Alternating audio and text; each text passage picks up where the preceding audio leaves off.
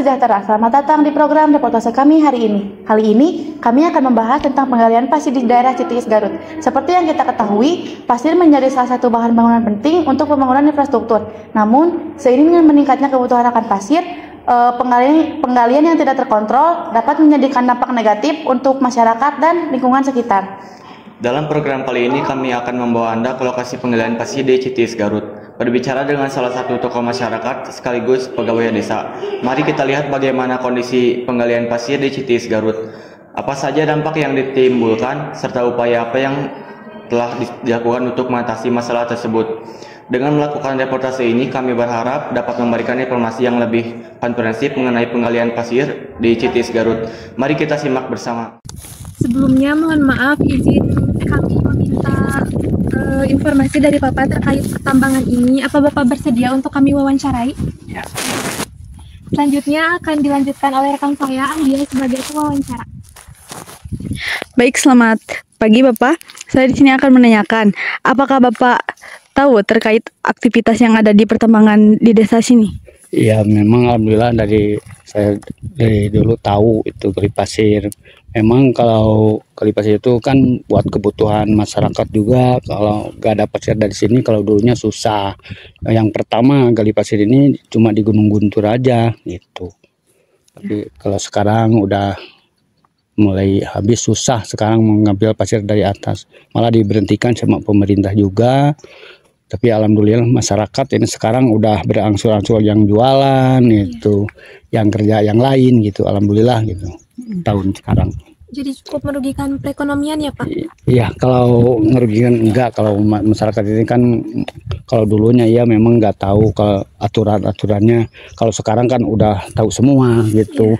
Dari anak-anak sekolahnya udah luas ini tahu aturannya, makanya dibilangin sama yang gali pasir itu jangan sampai gali pasir ini kan buat pemerintah juga, buat nyaman pemerintah juga gitu aja. Apakah Bapak tahu sejak tahun berapa adanya pertambangan pasir di sini? Ya, kalau setahu Bapak itu tahun 70-an sampai baru gali pasir tahun 70-an sampai sekarang alhamdulillah tahun 2004 sekarang ya. 2004 udah mulai berhenti gitu. Sekarang udah nggak ada aktivitas, dekat-dekat udah habis gitu. Bagaimana pendapat Bapak mengenai aktivitas yang ada di pertambangan pasir ini? Ya, kalau pokoknya kan udah dari dulu udah berhenti gali pasir, tapi alhamdulillah kadang-kadang jualan juga sekarang di rumah atau di jalan-jalan lah bisa jualan sekarang. Alhamdulillah peningkatan gitu. Kerepotan itu sampai sekarang mereka enak gitu. Kalau gali pasir itu Neng, kalau dapat 100.000 pasti buat obat, buat jajan jalan nggak. Memang kalau dapat 100 juga nggak cukup kalau sekarang mah. Tapi alhamdulillah sekarang ada berunsur-unsur, ada yang jualan, ada yang ngojek, sekarang begitu aja. Alhamdulillah. Kalau bisa dibandingkan pendapatan sewaktu menggali pasir sama sekarang, apa jauh lebih besar yang mana Pak? Ya, kalau penghasilan kalau dulu ya memang besar gali pasir Neng gitu.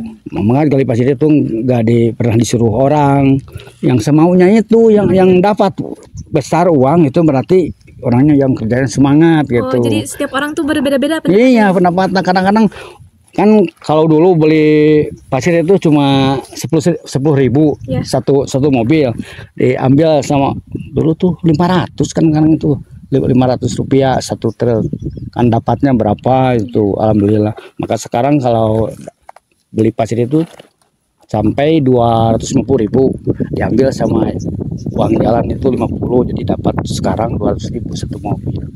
Kalau dulu ya memang besar tapi gak cukup kalau besar itu. Kalau zaman sekarang gitu. Kalau dulu mah ya memang sedikit tapi manfaat gitu. Kalau dulu mau beli pasir paling 15.000, diambil 5.000 dapat 10.000. Kalau dulu itu tahun 75-an lah, itu masih harga segitu. Kalau sekarang mencapai 250, diambil 50, ada hasil 200.000, kadang-kadang bagi 4, kadang-kadang bagi 2, satu rombongan itu. Oh, gitu. Itu memang lah disebutkan enak gak enak kalau gali pasir itu. Yes, repotnya ampun gitu. Itu aja. Apakah ada dampak negatif karena adanya pertambangan ini bagi masyarakat yang sekitar? Ya kalau ini memang kalau sekarang gitu alhamdulillah neng gak ada dampak apa-apa.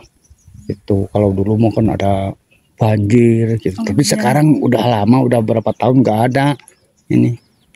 Gara-garanya itu sekarang udah banyak jaluran-jaluran yang dibikin. Kalau dulu kan nggak dibikin neng gitu.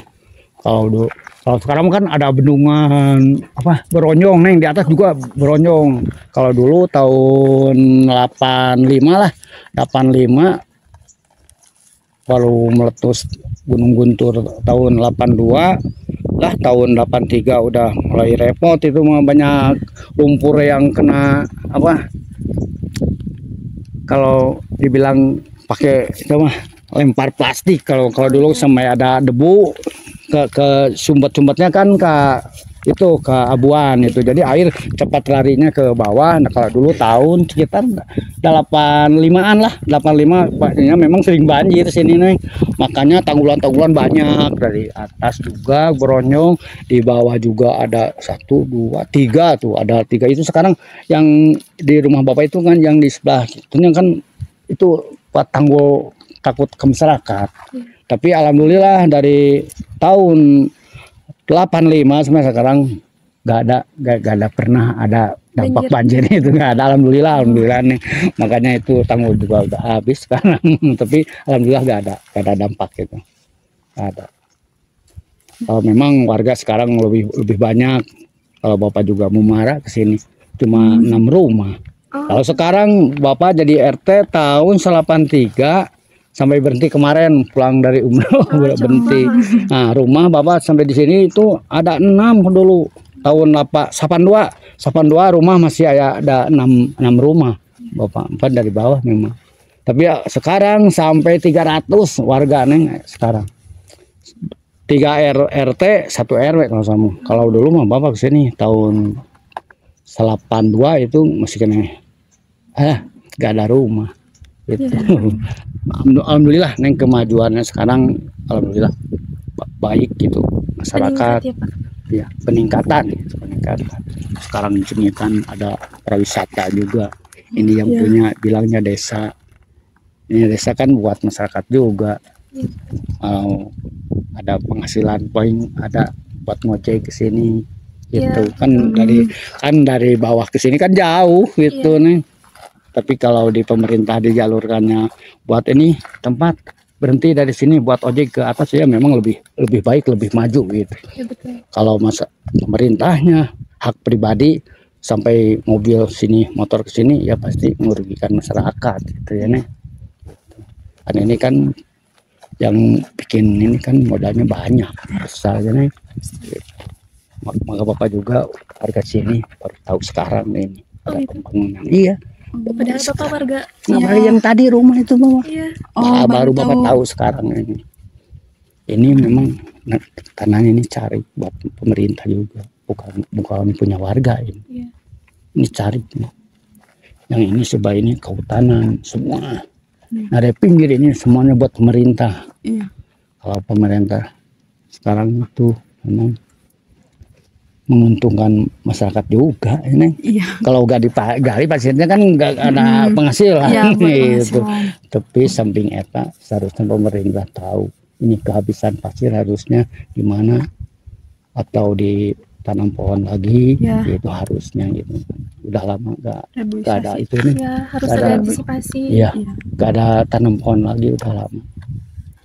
Memang pasirnya udah habis, tapi kalau ditanam pasti baik juga nih, pertumbuhan lagi. Kalau boleh tahu, bapak kan dulunya pekerja asli pertambangan di sini. Asli. Nah, kalau boleh tahu jenis pasir apa yang ada di sini, nama jenisnya? Kalau di sini memang pasir yang paling baik, neng. Ini namanya pasir ganola di sini, makan merah-merahan gini nih. Nah ini yang paling bagus neng, buat ngecor itu, buat beton. Ini paling bagus. Kalau sekarang kalau beli pasti pasir ganola 1 atau pasir putih 2 yang berbandingan anak. Ini bagus karena ini ganola itu paling susah masuk paku juga kalau udah beres bikin rumah masuk paku 1 juga susah nih. Ini keras nih. Jadi kesusahan kalau ada pasir ganola ini yang Jadi ngebangun. Sekarang mudah nggak mendapatkan pasir ganola? Iya memang susah sekarang kan udah jauh udah habis Udah habis di paling bisa 1 mobil kayak 1 hari nih sekarang. Gitu. Jadi kalau dulu mah sampai 1 hari 1 rombongan itu ya Bapak juga dapat 4 3 truk 2 truk gitu. Kalau sekarang mah 5 orang pasti dapat 1 kalau ada mobilnya juga. Kalau ada mobilnya gak mau sekarang mau jauh. Iya. Malah kehabisan solar perjalanan susah. Kan jauh nih udah berapa kilo ke atas. Berarti udah hampir habis ya? Udah perlahan. hampir habis. Iya, lahan di sini. Habis lagi nih kan. Gitu. Ya. Baik Bapak, kami ucapkan terima kasih atas waktu yang diberikan untuk memberikan informasi kepada kami. Ya Neng, sampai itu Pak Neng apa itu sambil sama-sama enak sama Neng sama Bapak juga gitu ya. Ada bicara sedikit kalau kurang ya mohon maaf. Kan Bapak juga cuma tahu selewat-selewat gitu. Ya. Makasih Pak. Iya.